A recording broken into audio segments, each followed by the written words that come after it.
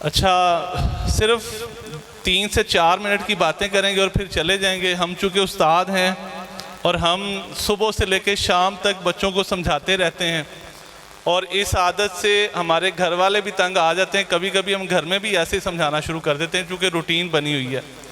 और अगर ये समझाने वाला काम हम नहीं करेंगे तो हमारे बेटे बेटियां शायद अपनी डायरेक्शन से हट ना जाएं। तो सबसे पहले तो आप सबको मुबारकबाद पेश करता हूं कि आपने इस पंडाल को, बल्कि खूबसूरत पंडाल को और भी खूबसूरत कर दिया है कि आप, हमारी बेटियां आज माशाल्लाह ऐसे लग रही हैं जैसे जन्नत से कोई परियां आई हों। अपने लिए क्लैपिंग कर लो, शाबाश। और जितनी आप आज खुश हैं, हमारी ये ख्वाहिश है कि अल्लाह करे आप सारी ज़िंदगी ऐसे ही खुशो खुरम रहें। लेकिन बेटा, खुशियां हासिल करने के लिए पहले इंसान को मुशक्क़त करनी पड़ती है, मेहनत करनी पड़ती है, आँखों में आंसू लाने पड़ते हैं, उसके बाद जाके चेहरे पे मुस्कुराहटें आती हैं। और आप कोशिश करें कि आप ऐसी मुशक्क़त, ऐसी मेहनत करें कि आपकी मेहनत की वजह से वो जो मुस्कुराहट है ना, वो सिर्फ आपके चेहरे पे ना हो, आपके घर वालों के चेहरों पे भी मुस्कुराहट हो, आपके मोहल्ले वालों के चेहरों पे भी मुस्कुराहट हो कि हमारी बेटी इस इलाके में, इस मुआशरे में अपना एक मुकाम पैदा कर गई है। और बाकी रही बात कि अब आप बड़े हो गए हैं, बड़े होने के बाद आपको थोड़ा सा इतना को एहसास होना चाहिए कि हमने किस वक्त एंजॉय करना है, किस वक्त पढ़ना है, किस वक्त बड़ों की बातें सुनी और किस वक्त क्या करना है। होता ऐसा है कि जब कोई बड़े नसीहत कर रहे होते हैं जैसे अब, तो आपको टीवी ड्रामे या कुछ और काम याद आ जाते हैं। जैसे अभी हम आए तो यहाँ पे प्रोग्राम हो रहा है और बहुत सी बच्चियाँ बाहर कोई तस्वीर बनवा रही है, कोई कुछ। बेटा, आज इसीलिए बनवाया था आपको कि यहाँ पे पार्टी इंजॉय करें, उसके बाद 1 घंटा होगा आप तस्वीरें बनवा लें।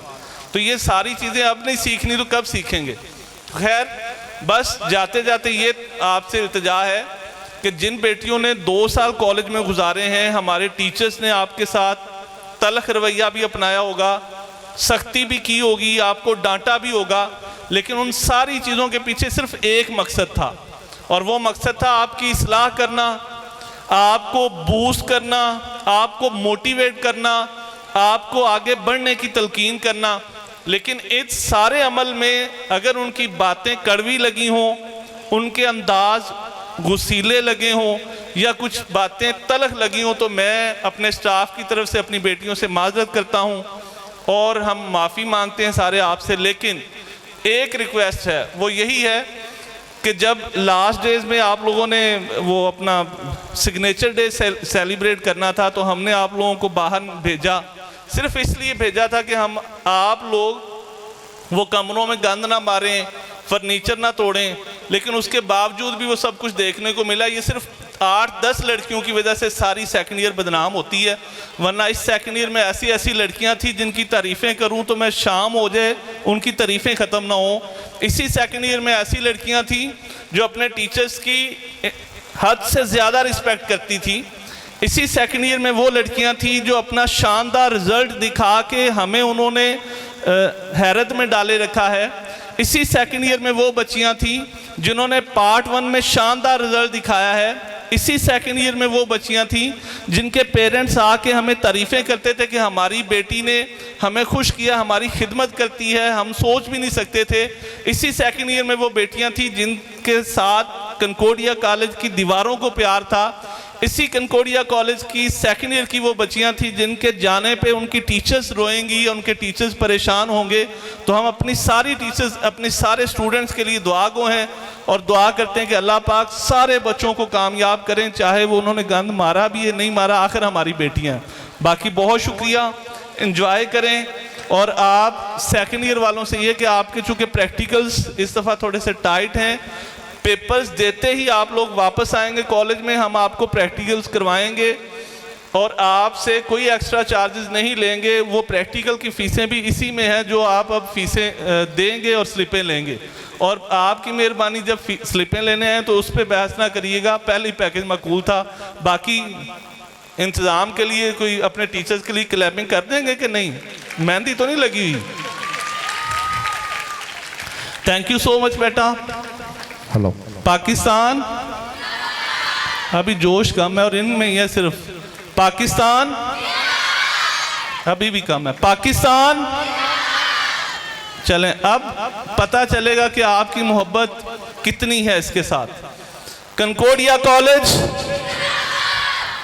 वो एंड से आवाजें नहीं आ रही, लगता है उनको खाना नहीं अभी मिला। बेटा खाना तैयार है। कंकोडिया कॉलेज, आपके टीचर्स के साथ तो आपके वालिदैन, जो वालिदैन के लिए आवाज़ नहीं निकाल रहे, उन्होंने टीचर्स के लिए क्या निकालनी है। थैंक यू सो मच बेटा। सर आपका 1 मिनट के लिए टाइम चाहिए होगा। स्टूडेंट्स, हमारे दरमियान हमारे कॉलेज में ही पढ़ने वाली स्टूडेंट ऐसी हैं जिन्होंने फर्स्ट ईयर में बहुत अच्छे नंबर हासिल किए। हमारा फर्स्ट ईयर का बहुत अच्छा रिज़ल्ट रहा। जिस तरह आप जानते हैं कि हमारे एक स्टूडेंट ने लाहौर बोर्ड में पहली पोजीशन हासिल की, उनको इंशाल्लाह बॉयज़ की पार्टी में भरपूर इनाम से नवाजा जाएगा। मैं स्टेज पे बुलाऊंगा MF1 से स्टूडेंट जुमर अतीक को, वो आए और हमारे प्रिंसिपल के दस्ते शफकत से अपना इनाम वसूल करें। जुमर अतीक।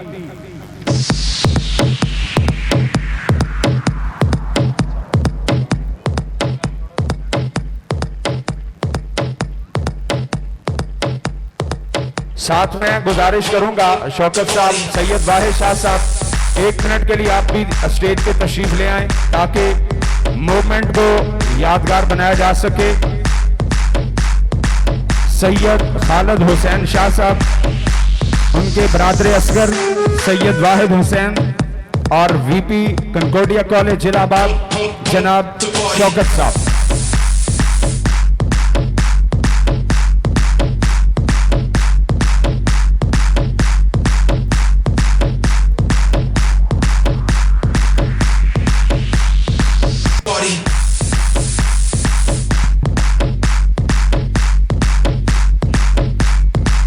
बहुत शुक्रिया सर, आपने अपना कीमती टाइम हमें दिया, स्टूडेंट्स को अच्छी अच्छी बातें बताई और यकीनन ये स्टूडेंट्स आपकी बातों से महजूज हुए होंगे।